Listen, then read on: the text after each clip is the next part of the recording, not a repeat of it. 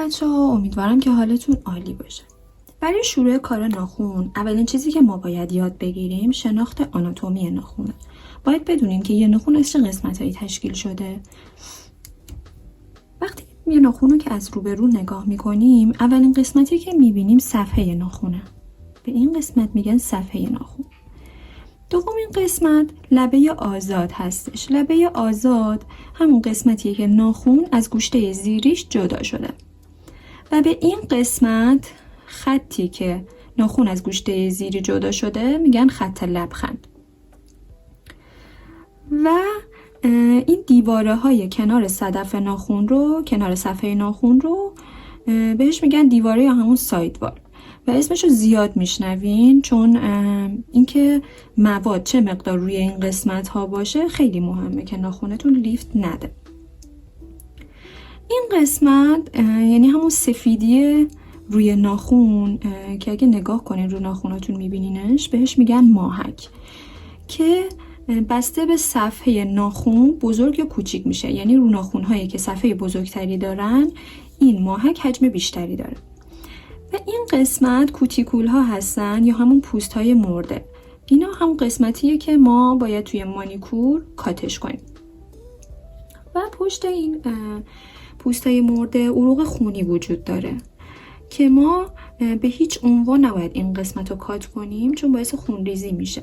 باید بتونیم تشخیص بدیم که اینها کجا هستن. به این نقاط میگن استرس پوینت. استرس پوینت ها نقاطی هستن که ناخن از بستر جدا شده و بیشترین فشار روی اونها هستش. و به این دوتا نقطه میگن سینوس ها. سینوس ها خیلی نقاط مهمی هستن چون عروق خونی زیادی اون قسمت ها قرار داره و ما توی مانیکور باید حواسمون باشه که اون قسمت ها رو کات نکنیم. باید بتونیم تشخیص بدیم که این قسمت ها کجا هستن که توی مانیکور حتما بهتون آموزش خواهم داد. وقتی ناخن رو از کنار نگاه میکنیم، این قسمتی که مشخص کردم بهش میگن هایپونیشیوم.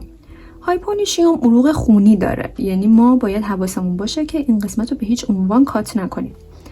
اینا توی یه سری از ناخن‌ها بالاتر هستن. اگر دقت کنین یه سری از ناخن‌ها هستن که هایپونیشیومشون بالاه و این ناخن‌ها نمیتونن ناخن کوتاه مثلا از اینجا بزنن. اگر هایپونیشیوم اینجا هست، این ناخن نمیتونه انقدر کوتاه شه چون این قسمت به هیچ عنوان نباید کات شه. این قسمت ناخن اپکس ما هستش. اپکس ما که حالا توی مواد گذاری خیلی اهمیت داره که ما بدونیم این قسمت کجا هست. جایی که بیشترین حجم مواد روش قرار میگیره. جایی که بیشترین حجم مواد روش هستش ما بهش میگیم اپکس.